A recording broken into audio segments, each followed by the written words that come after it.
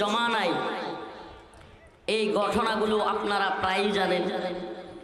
জাহিলিয়াতের ব্যবস্থাপনায় আল্লাহ রাসূল সাল্লাল্লাহু আলাইহি ওয়াসাল্লাম যখন মক্কায় আগমন করলেন, তখন আয়েশা দেখলেন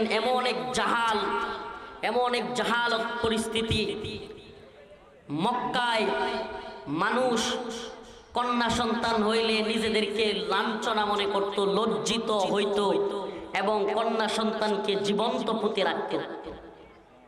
আপনারা শুনছেন? খুব বেশি দিন দূরে যাওয়ার দরকার নাই, এই কিছুদিন আগেও উপমহাদেশে হিন্দুত্ববাদীরা নারীদের স্বামী মারা যাওয়ার পরে সতীদাহ করত। নাউজুবিল্লাহ। কি করত? সতীদাহ। ওই স্বামীর সাথে সাথে ওই সতী নারী, যেটা ওই বিধবা নারী, তাকেও পোড়ায়া দিত। নাউজুবিল্লাহ। তো ইসলাম এসে দায়িত্বহীন কণ্ঠে ঘোষণা করলো, আল্লাহ রাসূল সাল্লাল্লাহু আলাইহি ওয়াসাল্লাম ঘোষণা দিলেন, কুলু লা ইলাহা ইল্লাল্লাহ, হে আরবরা তোমরা বলো আল্লাহ এক, অদ্বিতীয় কেউ নাই, এবং কন্যা সন্তানদেরকে তোমরা জীবন্ত পুঁতে রেখো না। বলেন, ইসলাম কি নারীর সম্মান দিল, মর্যাদা দিল, নাকি লাঞ্ছনা অবমাননা দিল? সুবহানাল্লাহ। যখন নারীর কোনো অধিকার নাই, যেই সমাজে নারীকে জীবন্ত পুঁতে রাখা হইতো, সেই সমাজে নারীকে মা বানিয়ে দেওয়া, সেই সমাজে এসে হাদিস উচ্চারণ করা, আল জান্নাতু তাহতা আকদামিল উম্মাহাত, মায়ের পায়ের নিচে সন্তানের বেহেশত। কি এটা কি সহজ মনে করছেন? এটা এখনকার সমাজে আমরা বুঝাইতে পারবো না। তৎকালীন আরবে জাহিলিয়তের জামানায় যেখানে কন্যা সন্তান হইলে জীবন্ত পুঁতে রাখা হইতো, নিজেকে লাঞ্ছনা অবমাননা কর মনে করত, সেই জায়গায় আল জান্নাতু তাহতা আকদামিল উম্মাহাত, মায়ের পায়ের নিচে সন্তানের বেহেশত। আর কোন নারীকে জীবন্ত পুঁতে রাখা যাবে না, নারীকে সম্মান করতে হবে, নারীকে ইজ্জত করতে হবে। এই মর্যাদা সম্মান ইসলাম দিয়েছে কি দেয় নাই? প্রিয় উপস্থিতি, শুধু কি তাই, নারীদের জন্য ওয়ারিসানা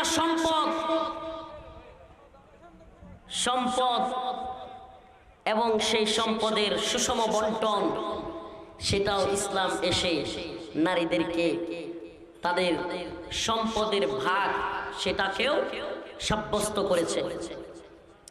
কিন্তু ইসলাম আসার পূর্বে নারীদের, এই তো রিসেন্ট কিছুদিন আগেও, এখনো মনে হয় সনাতনীদের মধ্যে ওই আইন আছে, তারা কিছুই পায় না, বিয়ে হওয়ার সময় যা দেওয়ার দিয়ে দেয়, আর কিছুই কি করে না। প্রিয় ভাইরা আমার, বন্ধুগণ আমার, তো ইসলাম এত মর্যাদা এত সম্মান দিল, কিন্তু আমাদের নারীবাদীরা, এই বাংলাদেশ নয় গোটা পৃথিবীতে ইসলাম বিদ্বেষী তথাকথিত নারীবাদীরা আমাদের মা বোনদেরকে উলঙ্গ বেহায়া করে রাস্তায় নামানোর এক নীল নকশা তৈরি করল। এদের কাজটা অনেকটা ওই লেস কাটা শিয়ালের মতো। লেস কাটা শিয়ালের গল্প শুনছেন? হ্যাঁ, এক শিয়াল কৃষকের খামারের মধ্যে প্রতিদিন মুরগি ধরে চুরি করে খায়। কৃষক বেচারা পড়ছে বিপদে, প্রতিদিন খামার থেকে মুরগি থাকে না, রাগে খুবে ওই বেচারা এক রামদানিয়া ওই খামারের দরজার চিপার মধ্যে গিয়ে বসে আছে। আজকে শিয়াল আসলে এক কূপ দিয়া কল্লা ফেলে দিবে। এবার শিয়াল তো অতি চালাক, মুরগি নিয়ে দিছে দৌড়। ওই যে খামারের যে কৃষক, উনি কূপ দিছে ঠিকই, কল্লায় না লাইগা লাগছে লেঞ্জার মধ্যে। লেঞ্জার মধ্যে লাগার পরে শিয়ালের লেজ কেটে গেছে, দৌড়ায়া সব শিয়ালের মধ্যে ওই শিয়ালটা চলে গেছে। ঘটনাক্রমে ওই শিয়ালটা ছিল শিয়ালের দলের লিডার নেতা, শিয়ালের দলের লিডার নেতা। এখন সব শিয়ালরা বলতেছে, লিডার নেতা আপনার লেজ কাটা কেন? সে মনে মনে চিন্তা করতেছে, যদি ঘটনা সত্যি সত্যি প্রকাশ করি যে আমার লেজ কৃষকে কাইটা দিছে, মুরগি চুরি করতে গেছিলাম, তাইলে তো আমার নেতামি টিকে থাকবে না। তাইলে কি করা যায়? কয় নেতামি টিকায় রাখার জন্য শিয়াল একটা বুদ্ধি তৈরি করলো। কি সেই বুদ্ধি? সে সকল শিয়ালদেরকে বলল, আজকের এই দিনে যে ইচ্ছাকৃতভাবে নিজের লেজ কাটবে সে আগামী 100 বছর আমাদেরকে নেতৃত্ব দেবে। ঘটনাটা শুনে হাস্যকর লাগতেছে। ওই পশ্চিমারা হলো লেজ কাটা শিয়ালের মতো, যারা কিনা তাদের নারীদেরকে বাজারের পণ্য বানিয়েছে, যারা কিনা নারীদেরকে পর্ন স্টার বানিয়েছে, যারা কিনা নারীদেরকে যেখানে মন চায় ইউজ করে ফেলে দিচ্ছে। যেই সমাজের মধ্যে, পশ্চিমা সমাজের মধ্যে এখন নারীদেরকে কেউ বিয়ে করতে চায় না, নারীরা এখন ব্যবহৃত টিস্যুর মতো ইউজ হচ্ছে।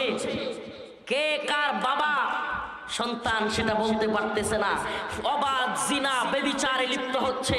যার যখন মন চায়, যাকে মন চায় বয়ফ্রেন্ড গার্লফ্রেন্ড বলে নিয়ে যাচ্ছে, অবাধ যৌনাচারে লিপ্ত হচ্ছে। আর দিন শেষে সমাজ ব্যবস্থা ধ্বংস হচ্ছে, পারিবারিক সিস্টেম ধ্বংস হচ্ছে। এক জারজের প্রজন্ম তৈরি হয়েছে। কোন প্রজন্ম? জাওরার প্রজন্ম। পশ্চিমে জাওরাদের অভাব নাই।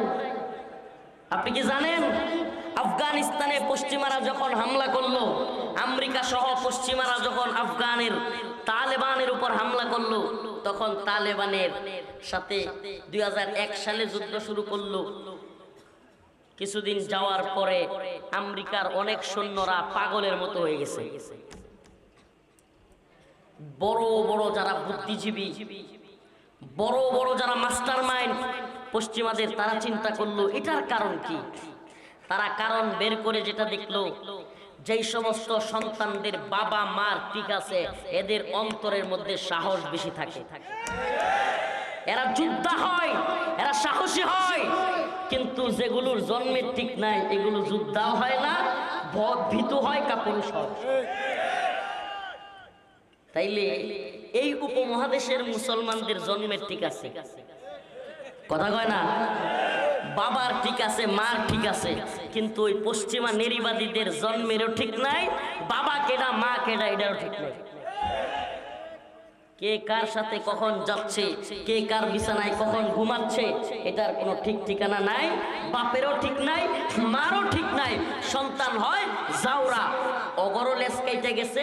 এখন আমাদের পরিবার, আমাদের সমাজের লেজ কাটার চেষ্টা করতেছে। কেমনে লেজ কাটার চেষ্টা করতেছে? কেন আজকে আলোচনাটা নিলাম? আজকে নিউজ আপনাদেরকে শোনাই। হয়তো যারা সচেতন মহল আছেন অনেকেই হয়তো এই নিউজগুলো দেখেছেন, কিন্তু যারা জানেন না, দেখেন নাই, তাদের জন্য এই নিউজটা খুবই গুরুত্বপূর্ণ। আমাদের আজকে প্রধান উপদেষ্টার কাছে সুপারিশ দিয়েছে নারীবাদীরা, যৌন কর্মীদের শ্রমিক হিসেবে স্বীকৃতি দেওয়ার সুপারিশ। যৌনকর্মীদের, এই কথা যদি কারো বুঝে না এসে থাকে এই আলোচনা, আপনার লজ্জা হওয়া উচিত। এটা আমার মা বোনের জন্য যৌনকর্মী হিসেবে স্বীকৃতি দেওয়া এই মুসলিম সমাজে, এটা কি তার জন্য সম্মান নাকি এটা তার জন্য লজ্জা? বলেন, এটা কি সম্মানের না লজ্জার? গার্মেন্টস কর্মী, সোয়েটার কর্মী, এখন এরকম ভাবে যৌন কর্মী, নাউজুবিল্লাহ। যৌন যদি কর্মী হয়, তাইলে যেই কাজটা করে এটা মনে হয় একটা কাজ, হ্যাঁ, নাউজুবিল্লাহ। যৌন কর্মী বলতে হবে। এবং এটা শুধু সুপারিশ নয়, এটা প্রধান উপদেষ্টার কাছে চলে গিয়েছে এবং এটার বাস্তবায়নের এক নীল নকশা চলছে। নাউজুবিল্লাহ বলেন। এটা তো শুধু এই কথা বললাম, আরো আপনাদেরকে জানিয়ে দেওয়া যায়, মুসলমান খুব সচেতন থাকতে হবে। আমি এজন্য প্রায়ই বলি, কেউ বলে 71, কেউ বলে 24, কেউ 71-এর স্বাধীনতার গল্প শোনায়, কেউ 71-এর চেতনার গল্প শোনায়, কেউ 24-এ নতুন স্বাধীনতার গল্প শোনায়। কিন্তু বাস্তবতা হলো, ও জাতি, চোখ কান খোলা রেখে অন্তর থেকে বলো, বাস্তবতা উপলব্ধি করে বলো, দলের দালালি কিংবা নেতার দালালি বাদ দিয়া বাস্তবতার নিরিখে বলো, ৭১-এ পাকিস্তান থেকে আমরা মুক্ত হয়েছি ঠিকই, কিন্তু ৭১ থেকে ২০২৪ পর্যন্ত ভারতের গোলামির মধ্যে আবদ্ধ ছিলাম। পাকিস্তানের গোলামি থেকে মুক্ত হয়ে কাদের গোলামি করলাম? এটা কোন স্বাধীনতা? এখন ২০২৪ সালের পরে যদি আবার আমেরিকার গোলামি করতে হয়, এই নিয়ে স্বাধীনতা? কথা মনে হয় বুঝেন নাই, নাকি বুঝাইতে পারি নাই? এই দেখেন, আমাদের মুসলমানদের উত্তরাধিকার আইন নিয়ে টান দিছে। এই কথাগুলো খুবই জরুরি। লিখেছে মুসলমানদের উত্তরাধিকার আইন বাতিল করতে হবে, নারী পুরুষের সমান সম্পত্তি দিতে হবে। কল্পনা করা যায়? মুসলমানদের পারিবারিক আইনগুলোতে হাত দিয়ে ফেলছে। ইউসিকুমুল্লাহু ফি আওলাদিকুম লিযযাকারি মিসলু হাজ্জিল উনসায়াইন। উলামায়ে কেরাম এখানে উপস্থিত, আল্লাহর কোরআন যেখানে বলতেছে তোমাদের দুইজন কন্যা সন্তানের সমান সম্পত্তি পাবে একজন ছেলে। কয়জন? আমার মা ও বোনেরা বলবে, হুজুর নারীরাও সমান সম্পত্তি পাইলে সমস্যা কি? আমি আপনার কাছে জানতে চাই, স্ত্রীর হক আদায় করা, স্ত্রীর ভরণ পোষণ, খাওয়া দাওয়া, শাড়ি গহনা সব কিছু দেওয়ার দায়িত্ব কার? বলেন কার? ঈদে কুরবানি দেওয়ার দায়িত্ব, সদাকা ফিতরা দেওয়ার দায়িত্ব কার? সন্তানের ভরণ পোষণের দায়িত্ব কার? সব দায়িত্ব যার। তারে যদি আপনি সমান দেন, তাইলে বিষয়টা অনেকটা এমন হয়ে গেল। একটা ছোট্ট উদাহরণ দিয়ে বোঝাবো। উদাহরণ দিব, কারে দিয়ে দেখাবো, কষ্ট নিয়েন না আবার। কারে দিয়ে কইছেন? সভাপতি কিনা? আচ্ছা, সভাপতি সাহেব আর আমি। মনে করেন সভাপতি সাহেব কথার কথা হাফ কেজি চালের ভাত খাইতে পারে। কতটুকু? মনে করেন খাইতে পারে। আর আমি খাইতে পারি আধা পোয়া। কতটুকু? বলেন না কতটুকু? 1 পোয়ার অর্ধেক। সভাপতি সাহেব খাইতে পারে আধা কেজি, আমি খাইতে পারি আধা পোয়া। একটু উদাহরণটা সুন্দরভাবে বুঝবেন, মা বোনেরাও বোঝার দরকার আছে যদি আমার কথাগুলো আপনাদের কানে যায়। এখন মনে করেন এই হুজুর আমাদের দুইজনকে দাওয়াত দিছে, সভাপতি সাহেবরেও আমারেও দাওয়াত দিছে ওনার বাড়িতে দাওয়াত খাওয়ার জন্য। এই কথা বলবেন না। এখন আমরা দুইজনকে দাওয়াত দেওয়ার পরে সভাপতি সাহেব এবং আমি যখন গেছি, উনি বললেন যে মাদানী সাহেব, সভাপতি সাহেব, আমি দুইজনের জন্য 1 কেজি চালের ভাত রান্না করছি। কত? 1 কেজি। সভাপতি সাহেব খাবে আধা কেজি, হাফ কেজি আপনিও খাইতে হবে হাফ কেজি। দেখতে মনে হয় না সমান অধিকারই তো দিছে? ঠিক কি ঠিক না? এখন আমি তো খাইতে পারি আধা পোয়া। আধা পোয়া খাওয়ার পরে আমার তো পেটে আর যায় না। এখন যদি উনি লাঠি নিয়ে বৈশা কয় যে মাদানী সাহেব সমান অধিকার, আপনারও আধা কেজি খাইতে হবে, এখন এই খাওয়া আমার জন্য কি আনন্দের হবে নাকি আযাবের হবে? কথা কয় না? উনি তো ঠিকই আধা কেজি খায়া বসে আছে, কারণ ওনার শরীর স্বাস্থ্য সব ওইরকম আছে, আধা কেজি খাইতে পারবে। কিন্তু আমি তো আধা পোয়া খাওয়ার পরে আর কি করতে পারি না, খাইতে পারি না। মনে করেন ঠিক একটু উল্টায় দেন বিষয়টা। উনাকেও মনে করেন আধা পোয়া দিল, আমাকেও আধা পোয়া দিল। উনি বলল যে ঠিক আছে, দুইজনকে সমান অধিকার আধা পোয়া করে দেওয়া হলো। আমি তো আধা পোয়া খাইছি, পেট ভরে গেছে, আলহামদুলিল্লাহ বলতেছি, শুকরিয়া আদায় করতেছি। কিন্তু সভাপতি সাহেব মনে মনে নারাজ, বলতেছে কি খাওয়াইলো, পেটের এক সাইডই বললো না। কথা কয় না? কারণ উনি তো খাইতে পারবেন কতটুকু? আধা কেজি, হাফ কেজি। তো আমার উদাহরণটা বুঝছেন? আমি খাইতে পারি আধা পোয়া, আমার তো পেট ভরে গেছে, কিন্তু উনি খাইতে পারেন আধা কেজি, উনার তো পেট ভরে নাই। উনার মনের মধ্যে কষ্ট থাকবে, মনে করবে হায় রে, সমান তো দিলি কিন্তু সুন্দর বন্টন করতে পারলি না। প্রিয় ভাইরা আমার, বন্ধুগণ আমার, সমান অধিকার আর সুষম বন্টন এক জিনিস না। বলেন না, সমান অধিকার আর সুষম বন্টন, সুন্দর বন্টন দুইটা কি না? বলেন কি না? এক জিনিস না। যার যতটুকু প্রয়োজন ততটুকু দেওয়ার নাম হলো সুষম বন্টন কিংবা সুন্দর বন্টন। আর যার যতটুকু নেওয়ার ক্ষমতা নাই তাকে ততটুকু চাপাইয়া দেওয়া হলো, সমান অধিকারের নামে বোঝা চাপাইয়া দেওয়া। কিসের সমান অধিকার? আজকের নারীবাদীদের কাছে জানতে চাই, এই চৈত্র মাসের ভর দুপুরে ঢাকার রাস্তায় গরমের তীব্রতার মধ্যে কোন নারী আছে যে রিক্সা চালাইতে পারবে প্যাডেল মাইরা? তাইলে এই চৈত্র মাসের ভর দুপুরে পুরুষরাও রিক্সা চালায়। এখন ঘরের যে পুরুষ আছে, স্বামী যদি কয় কিরে সমান অধিকার তো, রিক্সা 6 মাস আমি চালাবো, 6 মাস তুই চালাবি। উপায় আছে আমাদের মা বোনদের? সমান অধিকার নিয়ে চিল্লান, যাকে যেটা দেওয়া উচিত। আরে নারীকে সৃষ্টি করেছেন কে? পুরুষকে সৃষ্টি করেছেন কে? স্রষ্টাই তো জানেন, আল্লাহই তো জানেন কাকে কতটুকু দিলে ইনসাফ হবে। এই নারীবাদীরা, এই শয়তানের দল বুঝাতে চায় যে আল্লাহ সুন্দর বন্টন জানে না। শিরক, এটা কুফর। আল্লাহ সুন্দর বন্টন জানে না, এটা বলা কি? বাসের মধ্যে নারীদের আলাদা সিট আছে না নাই? ট্রেনের মধ্যে নারীদের আলাদা সিট আছে না নাই? এখন দেখা যায় বিভিন্ন জায়গায় টয়লেটের মধ্যেও মহিলাদের জন্য আলাদা জায়গা আছে না নাই?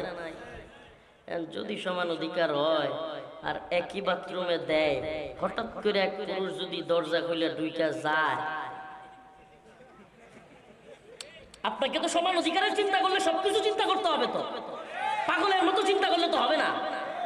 আপনি হলেন নারীবাদী, আপনার শয়তানি দিয়ে পৃথিবী চলে না। আল্লাহ পাক জানেন আমি দুনিয়া সৃষ্টি করেছি, আমি মানুষ সৃষ্টি করেছি, আমি নারীকে সৃষ্টি করেছি, আমি পুরুষ সৃষ্টি করেছি। আমি জানি কাকে কি দিতে হবে, কতটুকু দিলে ইনসাফ হবে। শুধু কি বাথরুমে আর বাসে আর ট্রেনের মধ্যে আলাদা, সংসদেও আলাদা। সংরক্ষিত নারী আসন নাই, কথা কয় না? সংরক্ষিত নারী, এখন যদি বলেন যে নারীদের বাসের সিট লাগবে না, আমরা নারীবাদীরাই সব জায়গায় সমান অধিকার, শত শত পুরুষের লগে ট্রেনের মধ্যে যাতাযাতি করে উঠতে পারবে? উঠতে পারবো আমাদের মা বোনেরা? এটা কোন ধরনের শয়তানি? এই সমান অধিকার। এবার আসেন আরেকটু সুন্দরভাবে ব্যাখ্যা করে আপনাকে বলি। একটা পুরুষ সে বাবার কাছ থেকে সম্পত্তি পায়, কিন্তু তার খরচ তার স্ত্রীর পিছনে, শাড়ি গহনা খাবার দাবার সবকিছু করা লাগে কি লাগে না? বউয়ের বাইরে দেওয়া লাগে, বউয়ের বোনেরও দেওয়া লাগে, নাইলে তো নিজের বাইরে দাও, নিজের বোনের দাও, আমার ভাই বোনের দেয় না, ঠিক কিনা? কমন করছে তো, এরকম দেওয়া লাগে। তার মধ্যে সন্তানের ভরণ পোষণ আছে না নাই? সবকিছু করা লাগে কি লাগে না? ঈদ আসলে ঈদের মধ্যে কুরবানি করো, যাকাত দাও, ফিতরা দাও, সংসার চালাও, বাবা মাকে দেখো, ভরণ পোষণ, স্ত্রীর সন্তানের সব দায়িত্ব কার? বন্ট পাইছে কয়টা? কিন্তু নারী তো খালি স্বামীর এখান থেকে পায় না, সরি বাবার বাড়ি থেকে পায় না, স্বামীর কাছ থেকেও। কথা কন না? তার খরচ আসেনি? তার কি খরচ? তার কি খরচ? ইসলামে তাকে ভরণ পোষণের দায়িত্ব দেওয়া হয় নাই। ওলামায়ে কেরাম এখানে আছেন, ইসলামী শরিয়া একজন নারীকে তার সন্তানের ভরণ পোষণের দায়িত্ব দেয় নাই, এমনকি তার নিজের ভরণ পোষণের দায়িত্ব স্বামীর উপরে চাপাই দিছে। ঠিক কি ঠিক না? হাড় ভাঙ্গা খাটুনি দিবে পুরুষ, ঘরে থাকবে নারী। ইসলাম নারীদেরকে সম্মানিত করেছে। সুবহানাল্লাহ বলবেন না? ইসলাম বলেছে নারীরা সম্মানী, নারীরা ঘরের রানী। সুবহানাল্লাহ। স্ত্রীরা কি ঘরের রানী? তাদেরকে অসম্মান করা যাবে না, তাদেরকে প্রহার করা যাবে না, তাদের সাথে ভালো আচরণ করো। অথচ সেই সম্মান বাদ দিয়া কয় আমরা সমান অধিকার চাই। এ নারীবাদীর দল আমাদের মা বোনদেরকে এই বিভিন্ন ধরনের কাজের মধ্যে পুরুষদের সাথে প্রতিযোগিতায় লাগাইতে চায়। মেয়েলি স্বভাব বাদ দিয়া, আল্লাহ মাফ করুক, অনেক বোনেরা কষ্ট পাইতে পারে, যারা কিনা চাকরি করে, যে সমস্ত মা বোনেরা চাকরি করে এদের মেয়েলি স্বভাব চলে যায়, পুরুষত্বের স্বভাব চলে আসে। চ্যালেঞ্জ করলাম, দেখেন মেয়েলি স্বভাব কি? আল্লাহ প্রদত্ত ভাবে একটা মেয়ে লাজুক হবে। সুবহানাল্লাহ। মেয়েলি স্বভাব কি? আল্লাহ প্রদত্তভাবে সে লাজুক হবে, আল্লাহ প্রদত্তভাবে তার শরীর নরম হবে, আল্লাহ প্রদত্তভাবে সে ঘরের কাজ করবে। এটা মেয়েলি স্বভাব। কিন্তু যখন একটা পুরুষ এবং একটা নারী দুইজন চাকরি করে, স্বামী এবং স্ত্রী, মেয়েলি স্বভাব থাকে না। দুইজনই অফিস করে আসে, এরকম ভাবে ব্যাগটা মিল্লা দিয়ে দুইজন শুয়ে যায়, স্বামী স্ত্রীর কাছে যায়, যাও যাও যাও, ঘুম ধরছে যাও। এমনকি ওই বাচ্চা লালন পালনের ক্ষেত্রেও ওই দুইজন মিলে অফিস করে, বাচ্চারা বাড়িতে বুয়ার কাছে রাখা যায়। ওই বুয়ার যে চরিত্র, ওই বাচ্চারও সেই চরিত্র হয়। ওই যে মায়ের আদর পায় নাই, সময় নিয়ে মায়ের যত্ন পায় নাই, কথাগুলো একটু শুনতে বিটগুটে লাগবে। কোন এক বড় মনীষী, নামটা মনে আসতেছে না, তিনি বলেছিলেন, আমাকে একটা শিক্ষিত ভদ্র মা দাও, আমি তোমাকে একটা সুন্দর পৃথিবী উপহার দিব। সুবহানাল্লাহ। তো এই কথাটা উনি কেন বলেছেন? মা যদি ভালো হয়, সন্তান অবশ্যই ভালো হবে। যে মায়ের পেট জীবনে কোনোদিন কোন পর পুরুষ দেখে নাই, সেই মায়ের গড় থেকে জন্ম নেবে আব্দুল কাদের জিলানী, সেই মায়ের গড় থেকে জন্ম নেবে শাহজালাল মুজাররদ ইয়ামানি। আর পেট দেখায়া, পিঠ দেখায়া, নাভি দেখায়া, শরীরের বাস দেখায়া যদি ঘুরে, ওই মা বোনের গোড় থেকে কোনো আল্লাহর ওলি জন্ম নিবে না, কোনো বড় আলেম জন্ম নিবে না। প্রিয় ভাইরা আমার, বন্ধুগণ আমার, খারাপ দিক থেকে নামগুলো না বললাম, এটা হুজুর এই যে নাম কইছিলাম না, এটা একটা গন্ডগোল হয়ে গেছিল, জানেন না হুজুর? না হুজুর বলছিল ডিপজল। তো আমির হামজা ভাই এই নাম বলছিল, বুঝছেন? মজার ঘটনা কই, ডিপজলে গিয়ে একদিন ধরছে আমির হামজা ভাই, মুফতি আমির হামজা হুজুরকে ধরছে। নাম বলতে গেলে কিছু ঝামেলা থাকে। শাহেদের নামে ওয়াজ করছিল, শাহেদের নাম শুনছেন না? ওই যে করোনার টিকার কেলেঙ্কারি, শাহেদ আলম রিজেন্ট হসপিটাল নাকি, ওই হাসপাতালে ঘটনাক্রমে আমি এবং আমির হামজা ভাই, মাওলানা মামুনুল হক দামাত বারকাতুহু বা অন্যান্য আলেমরা নিচতলায়, শাহেদ হইল আমাদের একই বিল্ডিং এর উপরের তলায়। এখন হঠাৎ কইরা আমি, মুফতি আমির হামজা ভাই, মুফতি ইলিয়াস হামিদি সাহেব কারাগারে কেরানীগঞ্জে রুমে শুয়ে রইছি, হঠাৎ কইরা শাহেদ আয়েশা আমির হামজা ভাইরে ধরছে। হুজুর আপনি জানেন আমার পরিবারের অবস্থা, হুজুর আপনি জানেন আমাকে হাসিনা ফাঁসায় দিছে। আমির হামজা ভাই কি জবাব দিবে? বলতেছে, হুজুর বলেন কোন হসপিটালের মালিক কি করোনার টিকার সার্টিফিকেট দেয় না ডাক্তারে দেয়? জবাব আছে তো? জবাব তো নাই। আপনি কি নিকুশি গোষ্ঠী জানেন কিনা? জানা নাই। প্রিয় ভাইরা আমার, বন্ধুগণ আমার, খারাপ মানুষগুলো ভালো পথে ফিরে আসুক, সেই দোয়া করি, বলেন আমিন। তো যে কথাটা বলতেছিলাম, কোথায় ছিলাম? ওয়ারিস, না ওয়ারিস, মা ভালো হলে সন্তান ভালো। এই যে ওয়ারিসানা সম্পত্তির বিষয় যেটা বললাম, যে খরচের দায়ভার সম্পূর্ণ পুরুষের, নারীর খরচের দায়ভার নাই। কিন্তু আজকে এই নারীবাদী শয়তানেরা, এরা আইন প্রণয়নের জন্য সরকারের কাছে চাপ প্রয়োগ করতেছে, মুসলমানদের উত্তরাধিকার আইন বাতিল করতে হবে, পুরুষ এবং নারী সমান সম্পত্তি দিতে হবে। নাম্বার 2, সকল ধর্মের জন্য অভিন্ন পারিবারিক আইন প্রণয়ন করতে হবে। যেমন আমি বুঝাইতে পারিনি, নাউজুবিল্লাহ। সকল ধর্মের এক আইন, মানে কোরআনের কোন আইন আমাদের পরিবারে চলবে না, আমাদের পারিবারিক। এরপরে দেখেন আরো খতরনাক কি, 3 নাম্বারটা হলো জাতিসংঘ প্রণীত CEDAW সনদের অধীনে বিবাহ ও পারিবারিক ক্ষেত্রে আইনের বাস্তবায়ন। মানে জাতিসংঘ নামের কুফরি সংস্থা যে আইন তৈরি করেছে, সেটা আমাদের এই বাংলাদেশেও ঢুকাইতে হবে, এবং ইসলামিক যে আইনে বিবাহ শাদী হয়, যে আইনে রেজিস্ট্রি হয়, একে অপরের আলাদা হয়, আমি শব্দটা ইউজ করতেছি না, বিবাহিতদের জন্য এই শব্দও কম ইউজ করা চাই। প্রিয় ভাইরা আমার, তো এই যে আইন, এটা তাদের আদলে তৈরি করতে হবে। আমাদের জানতে মনে চায়, এটা কি মগের মূল্য? আপনি আমাদের মা বোনদেরকে যৌনকর্মী বইলা অধিকার দিবেন? যৌনকর্মী বলা এটা কি মা বোনদের জন্য অধিকার নাকি লজ্জা? আবারও বলেন, অধিকার নাকি লজ্জা? আমি বলি সরকার যদি প্রকৃত পক্ষে নারীদের সম্মান দিতে চান, নারীর অধিকার দিতে চান, আমাদের বর্তমান বাংলাদেশে সবচাইতে বাজে কালচার যেটা, আমাদের মা ও বোনেরা বাবার যে সম্পত্তিটা ওয়ারিসে পাওয়ার কথা এইটাও বর্তমানে ভাইয়েরা দেয় না। আমাদের দেশে নেত্রকোনায় আছে, আপনাদের অঞ্চলে আছে কিনা জানি না, আছে। এই নারীবাদীর দল পারলে চিল্লাচিল্লি বাদ দিয়া ইসলাম যতটুকু অধিকার নারীদেরকে দিয়েছে সরকার যেন সেটা বাস্তবায়ন করে। কেন মেয়েদের অধিকার খর্ব করা হবে?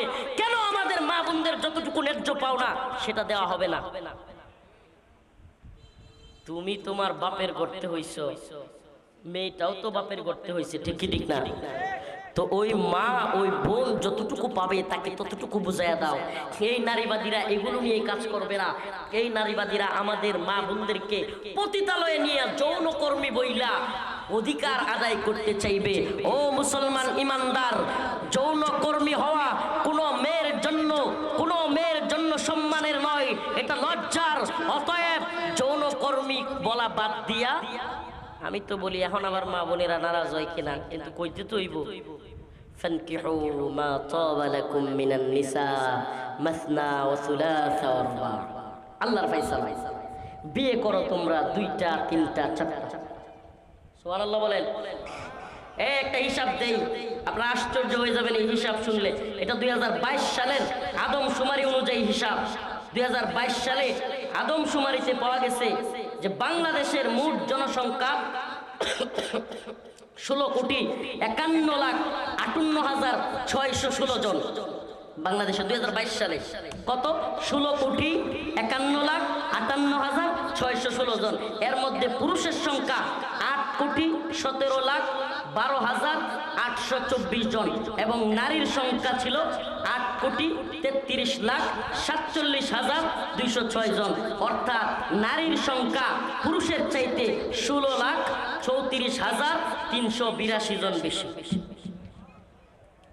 16,34,382 জন কি? তাইলে ওদেরকে কে বিয়ে করবে? দুষ্টামি মনে করছেন?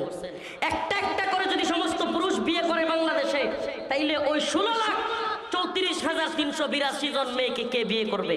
নাউজুবিল্লাহ। তখনই তো ওদের জন্য পতিতাবৃত্তি করতে হবে।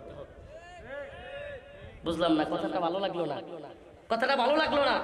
আরে ভাই, তো আদমশুমারির হিসাব, আদমশুমারির হিসাব বাংলাদেশের 16,34,000 2022 সালে মহিলা পুরুষের চাইতে বেশি।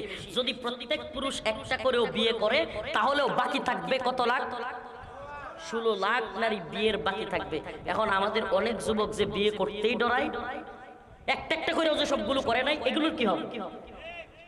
প্রিয় ভাইরা আমার, ভালোভাবে বুঝবার চেষ্টা করেন। নারীর অধিকার প্রতিষ্ঠা করতে চান, আল্লাহর বিধান প্রতিষ্ঠা করেন। আল্লাহ বলছে মাসনা ওয়া সুলাসা ওয়া রুবা, 2টা 3টা 4টা পর্যন্ত তোমরা বিয়ে করো। সুবহানাল্লাহ বলবেন না? সমাজে আজকে আমি পোস্ট করছি ফেসবুকে, পোস্ট করছি, অনেকে এটা নিয়ে মজা করতেছে, অনেকে সিরিয়াসলি নিছে। আমি ফেসবুকে আজকে আমার ভেরিফাইড ফেসবুকে লিখলাম, নারী অধিকারের নামে আমাদের মা বোনদেরকে যৌনকর্মী বলে লজ্জিত না করে রাষ্ট্রীয়ভাবে মাসনা, দ্বিতীয় বিয়েকে সহজ করার ব্যবস্থা করুন। তাহলে আর কোনো যৌনপল্লী লাগবে না, কোনো অধিকারের প্রশ্ন আসবে না। আমাকে বলেন, যৌনকর্মী, যৌনপল্লীতে একটা বোন সে সম্মানী নাকি স্বামীর কাছে একটা স্ত্রী বেশি সম্মানী? ওই যৌনকর্মীকে তো কিছু টাকা দিয়া টাইম পাস করে চলে আসবে, কিন্তু একটা নারী জীবন ভর তার জীবন সঙ্গিনী, 2টা হোক 3টা হোক 4টা হোক জীবন সঙ্গিনী, তাকে নিয়ে ঘুরতে যাবে, তাকে নিয়ে খাবে, তাকে নিয়ে আনন্দ করবে, তার সাথে সুখ দুঃখ ভাগাভাগি করবে। কিন্তু যৌনকর্মীদের কি এগুলো সুযোগ আছে? কথা বলেন, সুযোগ আছে? তাহলে এই যে যৌনাচার, এগুলো তো বাস্তবিক লজিক্যাল কথা বললাম। আর আল্লাহর কোরআনের শাস্তি কি? আয-যানিয়াতু ওয়াজ-যানি ফাজলিদু কুল্লা ওয়াহিদিন মিনহুমা মিআতা জালদা। আল্লাহ পাক বলেছেন, আয-যানিয়াতু ওয়াজ-যানি ফাজলিদু কুল্লা ওয়াহিদিন মিনহুমা মিআতা জালদা। ব্যভিচারী পুরুষ এবং নারী যদি জিনা করে, বিবাহিত হলে এই পর্যন্ত পুইতা মাটির নিচে পাথর দিয়া হত্যা করতে হবে রজম মেরে। আর যদি অবিবাহিত হয় ফাজলিদু কুল্লা ওয়াহিদিম মিনহুমা মিআতা জালদা, 100 বেত্রাঘাত পাছার মধ্যে এত জোরে মারতে হবে পাছা নিয়ে যেন টেবিলের মধ্যে বইতে না পারে, চেয়ারের মধ্যে বইতে না পারে। চিন্তা করছেন শাস্তি? এখন আমাকে বলেন, রাষ্ট্রীয়ভাবে যদি পতিতালয়ের লাইসেন্স দেওয়া হয়, রাষ্ট্রীয়ভাবে যদি যৌনপল্লীর লাইসেন্স দিয়ে, আপনি জানেন বাংলাদেশে যৌনপল্লীর লাইসেন্স আছে? আশ্চর্য হয়ে যাচ্ছেন, কথাগুলো কমন পড়তেছে না। এখন যদি আমাদের মা বোনদেরকে আবারও যৌনকর্মী বলে সাব্যস্ত করা হয়, আমার জানতে মনে চাই, ও নওগাঁর রাজশাহীর মুসলমান, আমরা হাসিনার বিরুদ্ধে কেন বক্তব্য দিয়েছিলাম? আমরা আওয়ামী লীগের বিরুদ্ধে কেন বলেছিলাম? আমরা ভারতের বিরুদ্ধে কেন বলেছিলাম? ভালোভাবে বুঝবেন, আমরা হাসিনা ব্যক্তি হাসিনার বিরুদ্ধে ছিলাম না, আমরা দল আওয়ামী লীগের বিরুদ্ধে ছিলাম না, আমরা দেশ ভারতের বিরুদ্ধে ছিলাম না, আমরা ভারতের নীতির, আওয়ামী লীগের নীতির, হাসিনার নীতির বিরুদ্ধে ছিলাম। কি সেই নীতি? নীতি হলো আলেমদেরকে জেলে ভরা, রিমান্ডে নেওয়া, ইসলাম বিরোধী আইন প্রণয়ন করা। ওই যে মুরাদ হাসিনার মন্ত্রী, সে বলে রাষ্ট্র ধর্ম ইসলাম আমি মানি না। যখন তারা ইসলাম বিরোধী তৎপরতা চালালো, ভারতের নির্দেশে, রয়ের নির্দেশে বাংলার জমিনে হিন্দুত্ববাদী শাসন প্রতিষ্ঠার চেষ্টা চালালো, তখনই আমরা হাসিনা, আওয়ামী লীগ এবং ভারতকে উৎখাত করবার জন্য সর্বাত্মক চেষ্টা চালালাম, জেলে গেলাম, রিমান্ডে গেলাম, প্রয়োজনে ফাঁসির কাস্টে ঝুলতেও রাজি ছিলাম। এদেশের আলেম উলামারা জীবন দিল, যেই কারণে দিল এদেশে যেন কেউ ইসলাম বিরোধী তৎপরতা চালাতে না পারে। আমি ইন্টারিম গভর্নমেন্টকে বলি, বর্তমান সরকারকে বলি, হুঁশিয়ার হয়ে যাও, সাবধান হয়ে যাও। ইসলাম বিরোধী কোনো আইন প্রণয়ন করতে চাইলে হাসিনার মতো তোমাদেরও বেহাল দশা হবে।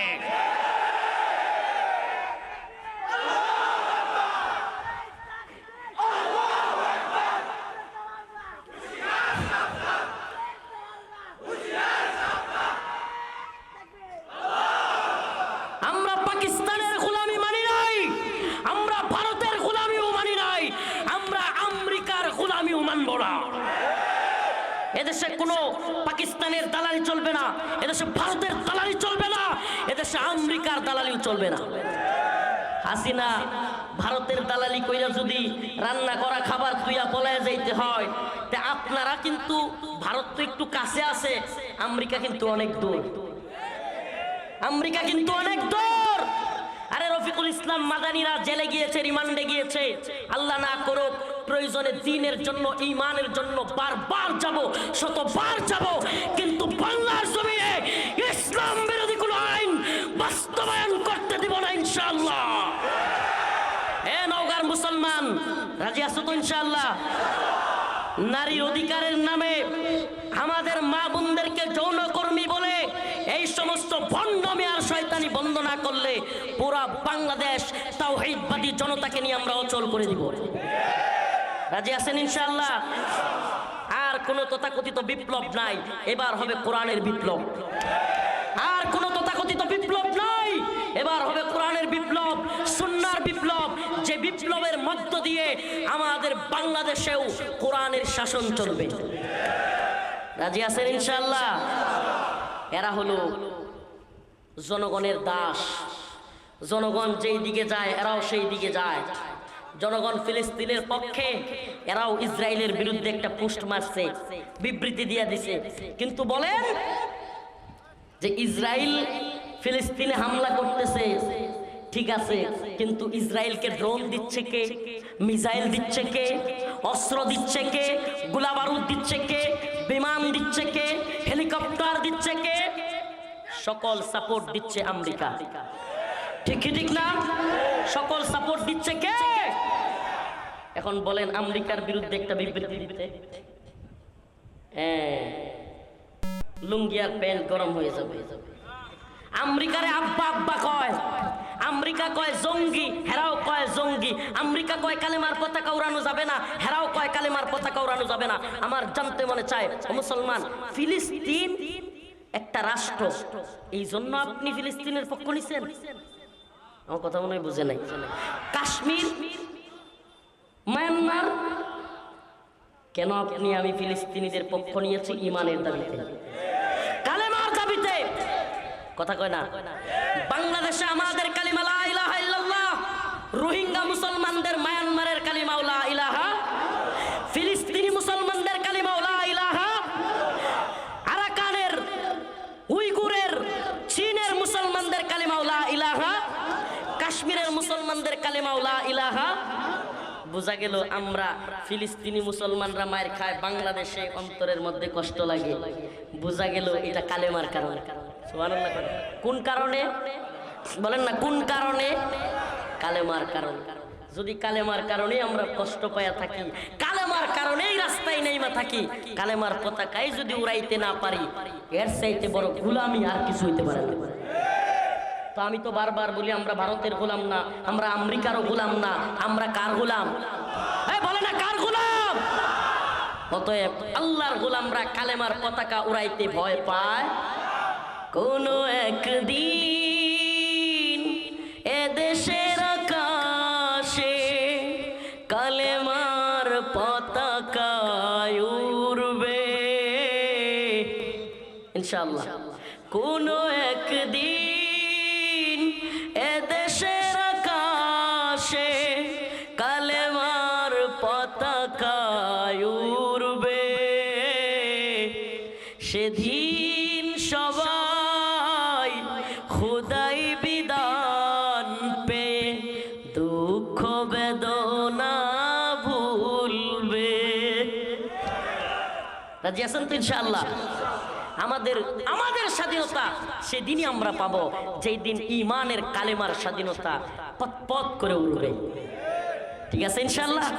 আমরা ৭১-এর স্বাধীনতার পর দেখেছি, দলের দালালি করিয়েন না, নেতার দালালি করেন না, অন্তর থেকে কোন ৭১-এ পাকিস্তান থেকে তো মুক্ত হয়েছেন, ভারত থেকে মুক্ত হয়েছে।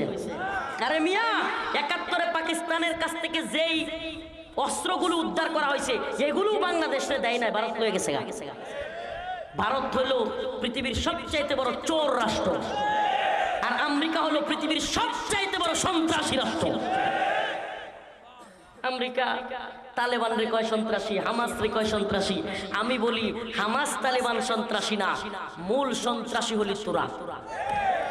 পৃথিবীর সবচাইতে বড় জঙ্গি হলো আমেরিকা, পৃথিবীর সবচাইতে বড় সন্ত্রাসী হলো আমেরিকা। কথা মনে হয় বুঝেন নাই? কেন?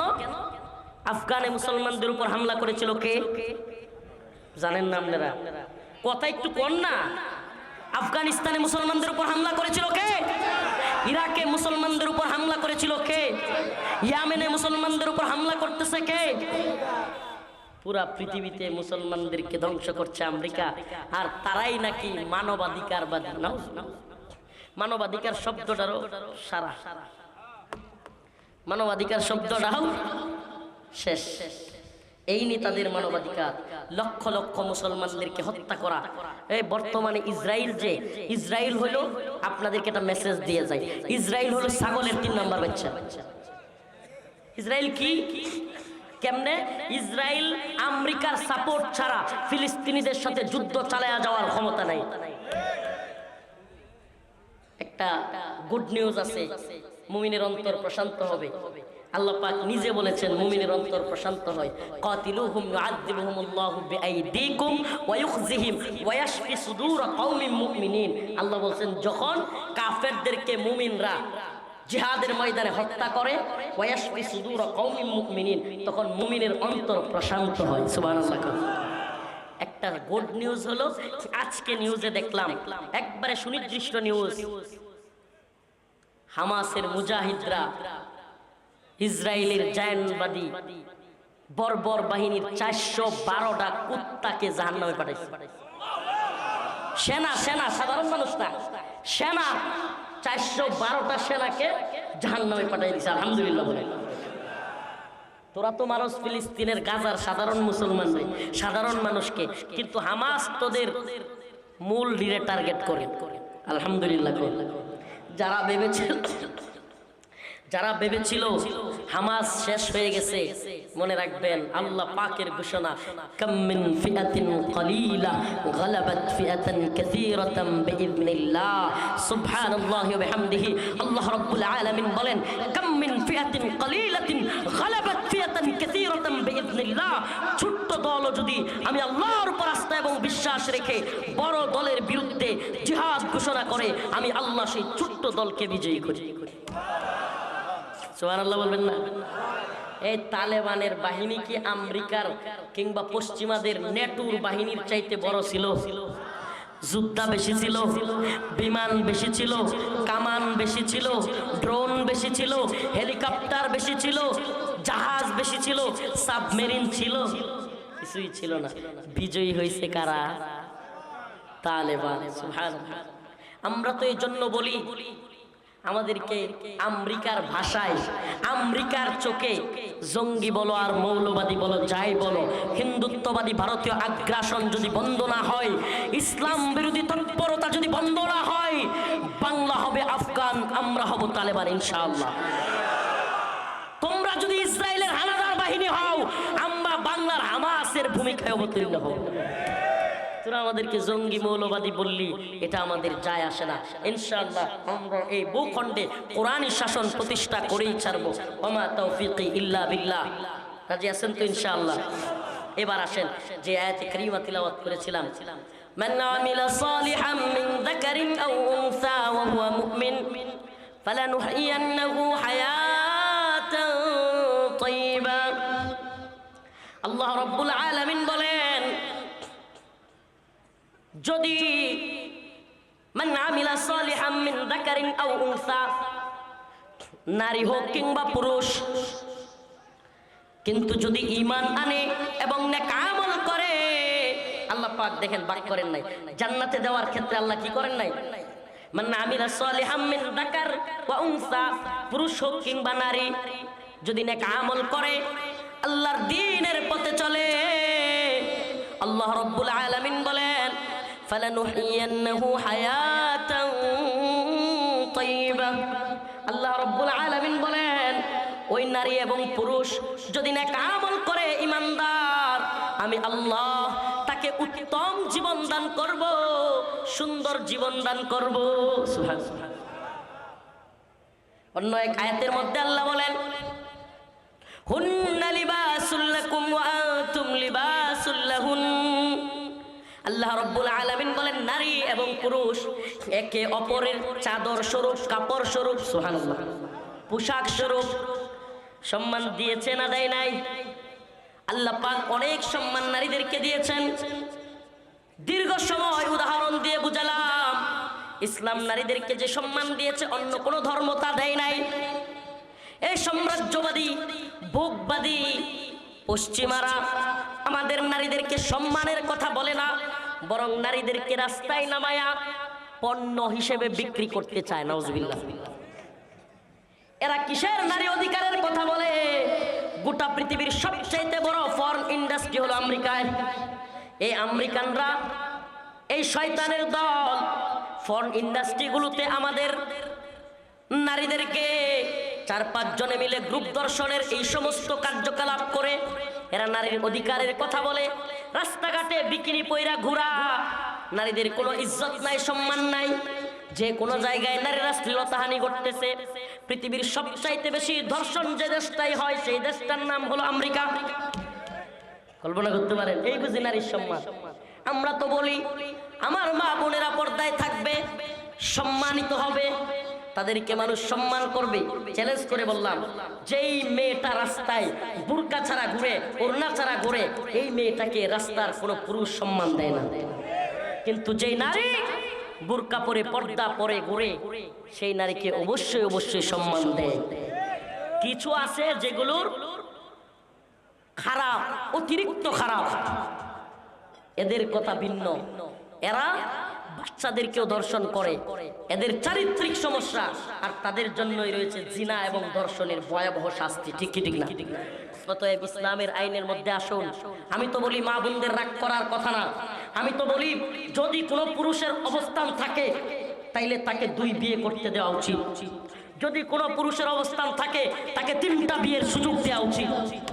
অবস্থান আছে, 3 জনকে পালতে পারতেছে, শারীরিক চাহিদা, খাবারের চাহিদা, বাহ্যিক চাহিদা, সকল চাহিদা যদি পূরণ করতে পারে, অবশ্যই একাধিক বিয়ের অনুমোদন দেওয়া উচিত। কেন?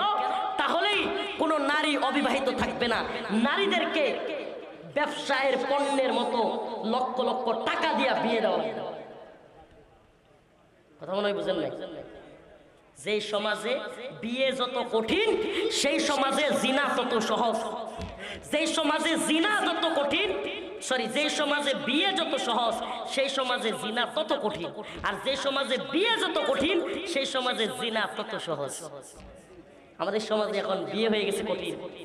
ইয়া বড় এক বুঝা ছেলের গাড়ি চাপায়া দিছে। বিয়ে করতে চায় যুবক, বলে খাওয়াবি কি? মনে হয় রাগ কষলে বিয়ে করবি। খাওয়াবি কি? আরে ভাই, আরে বাবা, আপনার ঘরে 4টা প্লেট আছে, আপনারা 4 জন একই পরিবারে, আরেকটা প্লেটই তো পারবে, 5টা প্লেট হবে। এত সহজ বিয়া? 50,000 টাকা মাত্র কাবিন নির্ধারণ করবেন, একটা বকরি জবাই করবেন অলিমার জন্য, আর 5-6 কেজি খেজুর সিটায়া সবার মধ্যে দিয়ে দিবেন, বাস বিয়ে শেষ। খালাস, বিয়েটাকে সহজ করেন। এখন আমাদের সমাজ নষ্ট হয়ে গেছে গা। এখন মনে করে যদি সাইরা দেয় আমার মাইয়ার 10 লাখ টাকা কামিয়ে দেবে। আরে আমনের মধ্যে তো মেয়ে বিয়ে দেওয়ার সময় শয়তানি, আগেই মাথা আসছে সাইরা দেওয়া। নাউজুবিল্লাহ। এই সাইরা দেওয়ার কথা আগেই মাথায় আসবে কেন? ছেড়ে দেওয়ার কথা আগেই মাথায় আসবে কেন? একটা মেয়ের বিয়ে হচ্ছে কি ছেড়ে দেওয়ার জন্য? অবশ্যই না। বিয়েকে সহজ করে। আল্লাহ রাসূলের কাছে এক সাহাবী আসছে, বসে আছে, এমন সময় এক মহিলা আসছে। সে আয়েশা বলতেছে, ইয়া রাসূলুল্লাহ, আমারে বিয়ে করেন, আমি মুসলমান হয়ে যাব। সুবহানাল্লাহ বলবেন না? আমারে বিয়ে করেন, আমি মুসলমান হয়ে যাব। আল্লাহ রাসূল মুখ ফিরিয়ে নিলেন। আবার এই মহিলা আরেকবার বলতেছে, ইয়া রাসূলুল্লাহ, আমারে বিয়ে করেন, আমি মুসলমান হয়ে যাব। আল্লাহ রাসূল মুখ ফিরিয়ে নিলেন। আবার মহিলা বলতেছে, ইয়া রাসূলুল্লাহ, আমারে বিয়ে করেন, আমি মুসলমান হয়ে যাব। পাশ থেকে ওই যে সাহাবী বসে ছিল, সুন্দরী মহিলা দেখা বইলা বসছে, ইয়া রাসূলুল্লাহ, আপনি বিয়ে না করলে আমারে দিয়ে দেন। আল্লাহ নবী সাহাবী, ওলামায়ে কেরাম এখানে আছেন। সাহাবী বললেন, ইয়া রাসূলুল্লাহ, আপনি বিয়ে না করলে আমার সাথে বিয়ে দিয়ে দেন। সুন্দরী মহিলা পছন্দ হয়ে গেছে। আল্লাহ রাসূল বললেন, বিয়ে করবা, মোহর আছে? কি দিবা? স্বর্ণ আছে? কয় নাই। রূপা আছে? কয় নাই। কয় যাও একটু পিতলের কিছু নিয়ে আসো। কয় ইয়া রাসূলুল্লাহ, আমি তো, আপনি জানেন আমি কত গরিব, আমার কাছে কিছু নাই। তখন জিজ্ঞেস করলেন, সূরা কেরাত কিছু জানো? কয় ইয়া রাসূলুল্লাহ, কয়েকটা সূরা শিখছি। ওই মহিলারে জিজ্ঞেস করলেন, তুমি তো নতুন মুসলমান হচ্ছ, তুমি তো কোনো সূরা জানো না, ওই যে তার সাথে তোমাকে বিয়ে দিচ্ছি সে সূরাগুলো তোমাকে শিখাইয়া দিবে, এটাই তোমার বিবাহের মোহর। সুবহানাল্লাহ, আস্তে আস্তে। দেখছেন বিয়ে কত সহজ করেছেন? বিয়ে কত সহজ। আর আমরা 5 লাখ টাকার কাবিনের বুঝা ওই ছেলের মাথায় ধরায় দিই। ও চিন্তা করে 5 লাখ টাকা কবে কামামু, কবে বিয়ে করমু। এর বালিশের লোকে খালি জড়ায় ধরে ধরে কান্দে। এই কান্না তো আপনি শুনবেন না, আপনি শুনবেন, আপনি নিজেও কাঁদছেন এক সময়। আপনার বাপে আপনার কষ্ট দিচ্ছে, নিজের পোলারেও দিচ্ছেন, নিজের মেয়েকেও দিচ্ছেন না। আল্লাহ রাসূলের নির্দেশনা মানেন, আল্লাহর ঘোষণা মানেন। আল্লাহ বলছেন, ফানকিহু, তোমরা বিয়ে করো। আল্লাহ রাসূল বলছেন, ইয়া মা'আশারাশ শাবাব মান ইসতাতা'a মিনকুমুল বা'a ফালইয়াতাযাওয়াজ। হে যুবক, অবস্থান হওয়ার সাথে সাথে তুমি বিয়ে করো। আমি তো বলি অবস্থান হলে 2টা বিয়ে করেন, আমারও নিয়ত আছে ইনশাআল্লাহ। অবস্থান তৈরি হলে 2টা করেন, তবে সাবধান, প্রথম স্ত্রীর অধিকার নষ্ট না কইরে। কথা কয় না? প্রথম স্ত্রীর অধিকার হক ঠিক মতো আদায় না করতে পারলে দ্বিতীয় বিয়ে করলে প্রথম বউয়ের পিটানি খাওয়া লাগবে, এটাও সাবধানে থাকেন। কিন্তু হক আদায় করে করতে পারলে অবশ্যই মাসনা করার অনুমতি দেওয়া উচিত। আল্লাহ পাক আমাদের সমাজের মধ্যে বিয়েকে সহজ করে দিন, বলেন আমিন। আমি তো মাঝে মাঝে চিন্তা করি বিয়ের ক্যাম্পেইন করব, সহজ বিয়া। মেয়ে পক্ষ আসবে, ছেলে পক্ষ আসবে, সবগুলোরে বিয়ে করায় দিন। সহজ বিয়া, সহজ বিয়া। প্রয়োজন হলে পড়াশোনা করব, ছেলেও পড়বে, মেয়েও পড়বে, বিয়ে হয়ে থাকবে। সুবহানাল্লাহ কন্যা। এখন বিয়ে হয় না, ঠিকই ছেলে মেয়ে একটা আরেকটার লগে ফোনে কথা কয়, ঠিকই অবৈধ মিলামেশা করে, সন্তান ডাস্টবিনে ফেলে রেখে আসে। কিন্তু বৈধ পন্থায় বিবাহকে কঠিন করা হয়েছে। আল্লাহ পাক বুঝার এবং আমল করার তৌফিক দান করুক, বলেন আমিন।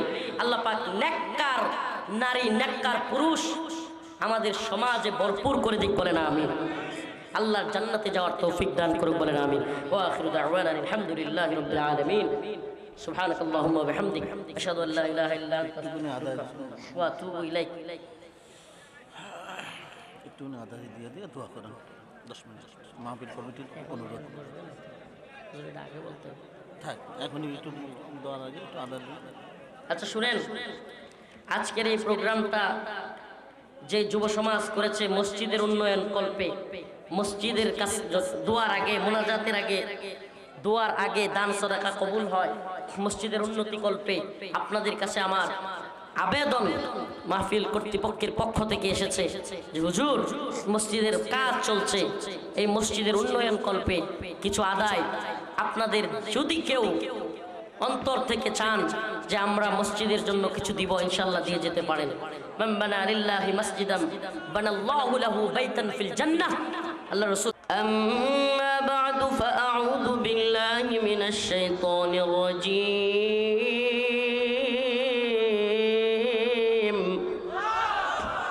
বিসমিল্লাহির রহমানির রহিম।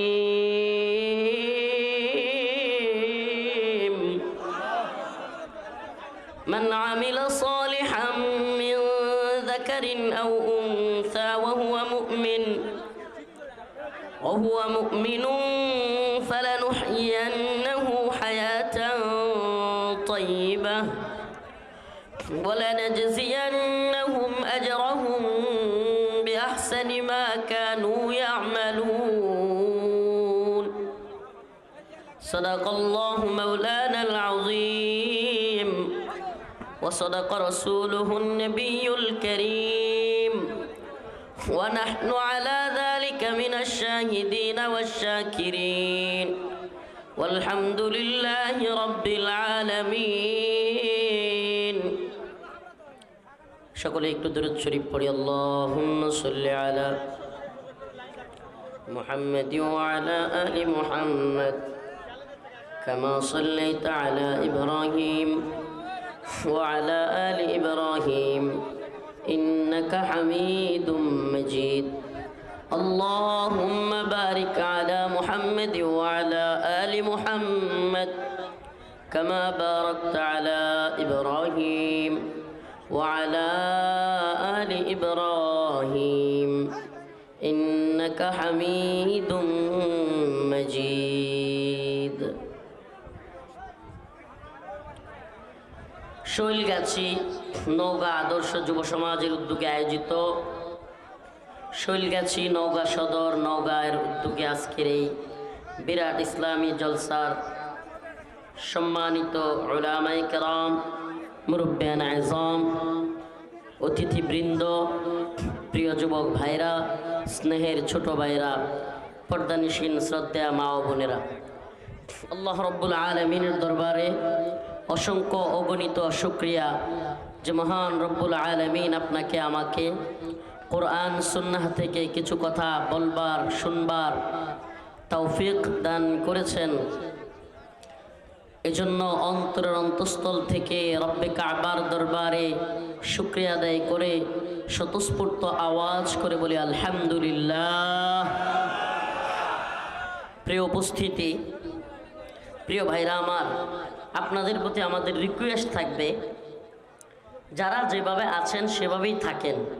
ভলান্টিয়ার যারা আছেন তাদেরকেও বলবো, প্রিয় ভলান্টিয়ার ভাইরা একটু চুপচাপ থাকার চেষ্টা করেন, গলার স্বর যেন ছোট হয়। আপনার কাজ হবে হাতের ইশারায়, ধমক দিয়ে নয়, সুন্দরভাবে বুঝিয়ে। কেউ বসতে না চাইলে জোরাজুরি করার দরকার নাই, যে যেভাবে আছেন সেভাবেই শুনেন। আজকে আমি আলোচনার বিষয়বস্তু নিয়েছি ইসলামে নারীর অধিকার কিংবা ক্ষমতায়ন এবং বর্তমানে নারীর ক্ষমতায়নের নামে, নারী অধিকারের নামে শয়তানি। ইসলামে নারীর কি ক্ষমতা, কি অধিকার দিয়েছে এবং বর্তমানে নারী অধিকারের নামে পশ্চিমা শয়তানি যেটা আমাদের উপর চাপিয়ে দেওয়ার চেষ্টা করা হচ্ছে, এটাই আজকের আলোচনার বিষয়বস্তু। প্রিয় হাজিরিন,